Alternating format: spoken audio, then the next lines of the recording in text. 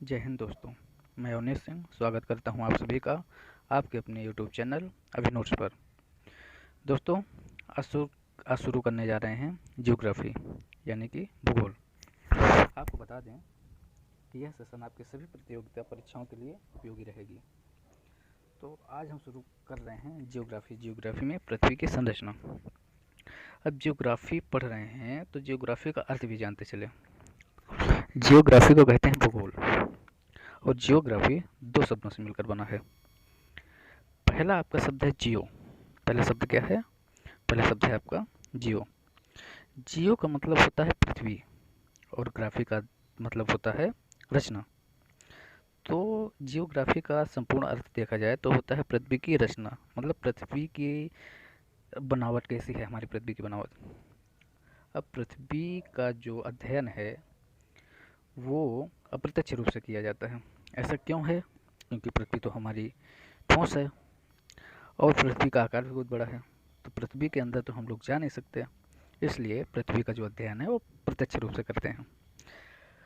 पृथ्वी की जो सतह है वो बहुत मजबूत है, और अगर पृथ्वी के हम अंदर जाएं तो इसका तापमान भी बढ़ जाता है और घनत्व भी बढ़ जाता है।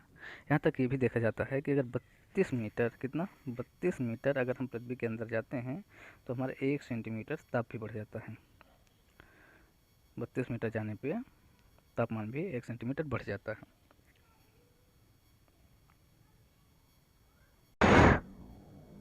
तो चलिए दोस्तों, शुरू करते हैं। पृथ्वी की संरचना दो भूगर्भ वैज्ञानिकों के अनुसार हम पढ़ते हैं। पहले का नाम है सुयस महोदय और दूसरे का नाम है अभिनवगत महोदय।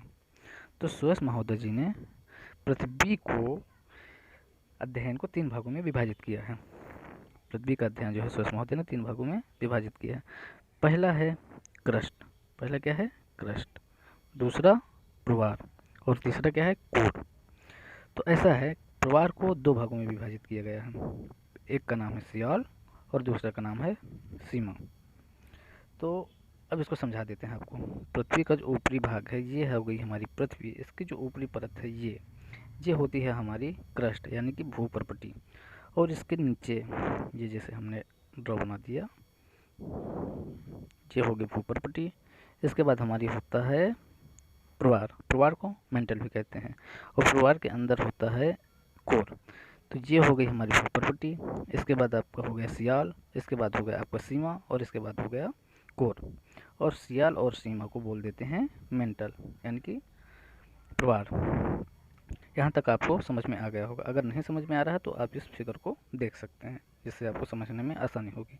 तो चलिए अब हम शुरू करते हैं भूपर्पटी यानी कि क्रस्ट। भूपर्पटी क्या है? भूपर्पटी पृथ्वी के जो ऊपर लेयर पाई जाती है यानी परत जो होती है, जिसमें धूल मिट्टी कण आदि रहते हैं, उसको भूपर्पटी कहते हैं। देखे होंगे आप लोग कि भूपर्पटी परतदार सेलों से होती है, मतलब एक के बाद अगर उसको निकाला जाए तो परत परत में निकलती है, और वो अवसादित सेल से बनी होती है। इसमें जो है फेसपाल और अभ्रक विशेष रूप से पाए जाते हैं। और भूपर्पटी जो होती है ना, उसका जो ऊपरी भाग होता है, ऊपरी भाग ये हल्के सिलिकेट तथा निचला भाग सघन सिलिकेट का बना होता है। ऊपरी भाग का मतलब ये हो गया हमारा पृथ्वी का ऊपरी भाग। ये होता है हल्के सिलिकेट, और इसका जो नीचे वाला परत होता है ये होता है सघन सिलिकेट यानी कि मोटे।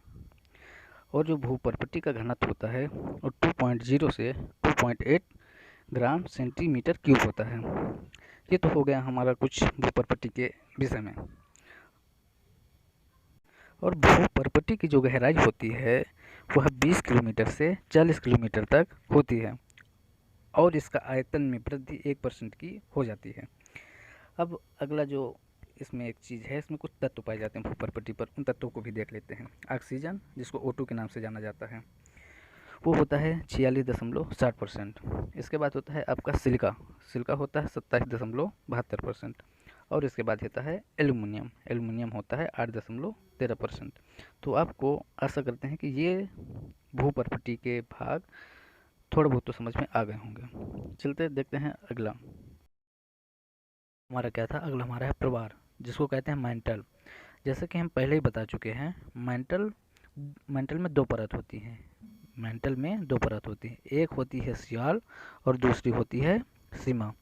जैसे ये होगी पृथ्वी, इसके बाद भूपर्पटी, विस्पर पट्टी के बाद सियाल, उसके बाद सीमा और बीच में हमारा कोर होता है। तो सियाल, ये हो गई सियाल, ये हो गई सीमा। तो इनके बारे में पढ़ते हैं। तो पहली क्या है सियाल, पहला क्या है सियाल। सियाल में जो है ना सभी जो महाद्वीप हैं और जो महासागर हैं इनका विकास होता है। यह प्रवार मेंटल का ऊपरी भाग होता है और इसमें जो है सिलिका और एल्युमिनियम की प्रधानता होती है। इसमें क्या होता है, सिलिका होता है और एल्युमिनियम। सिलिका और एल्युमिनियम को याद करने के लिए आप ऐसे भी याद करते हैं सियाल, सियाल में सी है तो सिलिका तो रहेगा और याल, याल एल्युमिनियम भी होता है। इसके बाद इसका जो घनत्व होता है, इसका घनत्व जो है 2.9 ग्राम सेंटीमीटर क्यूब होता है और इसकी गहराई होती है आपकी 50 से 300 किलोमीटर तक। कितनी होती है, 50 से 300 किलोमीटर तक गहराई होती है।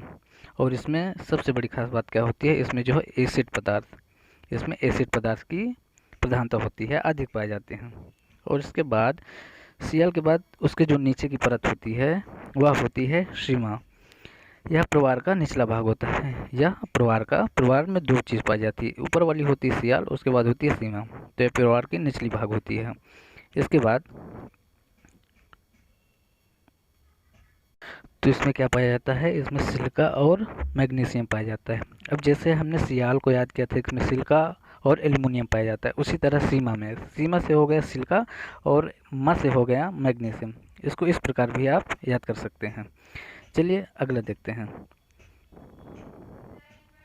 अगला क्या है हमारा पॉइंट, इसमें बेसाल्ट सेल की प्रधानता होती है। क्या होती है, इसमें जो है बेसाल्ट सेल अधिक पाए जाते हैं। और इसमें जो है ना सबसे बड़ी बात क्या होती है, ज्वालामुखी जो होते हैं, हमारे ज्वालामुखी का उद्गार यहीं से होता है। जितने भी ज्वालामुखी उद्गार होते हैं ना सब यहीं से होते हैं। और इसका घनत्व जो है 2.9 से 4.7 तक होता है। और इसकी अगर गहराई की बात करें तो इसकी गहराई 1000 से 2000 तक पाई जाती है। और देखा जाए तो यहाँ तक कोई जा भी नहीं सकता है, इसलिए यहाँ पे ज्वालामुखी का उद्गार वगैरह होता है। और इसमें जो है मैग्नीशियम और कैल्शियम के सिलिकेट पाए जाते हैं। क्या पाए जाते हैं, मैग्नीशियम और कैल्शियम के सिलिकेट पाए जाते हैं। चलिए इसके बाद अगला देखते हैं कोर, जो सबसे आंतरिक परत होती है। कोर को हम क्रोड भी कहते हैं। क्या कहते हैं, क्रोड भी कहते हैं। और यह पृथ्वी का सबसे केंद्रीय भाग होता है। केंद्रीय भाग मतलब सबसे बीच में होता है, ये हो गया हमारा क्रोड। और यह निकिल आयरन मतलब निकिल और लोहे का बना होता है। यहाँ पर चुंबकीय शक्ति उत्पन्न होती है। यहीं से जो है हमारी पृथ्वी गुरुत्वाकर्षण बल जो है यहीं से उत्पन्न होता है। और इसका घनत्व 5.10 ग्राम सेंटीमीटर क्यूब होता है। और इसकी गहराई 2900 से 6371 किलोमीटर तक होती है। आशा करते हैं कि आपको पृथ्वी की आंतरिक संरचना स्वेस महोदय के अनुसार समझ में आई होगी। अगले वीडियो में हम अभिनवगत के अनुसार पृथ्वी की संरचना की बात करेंगे। तब तक के लिए धन्यवाद, नमस्कार, आपका दिन शुभ हो।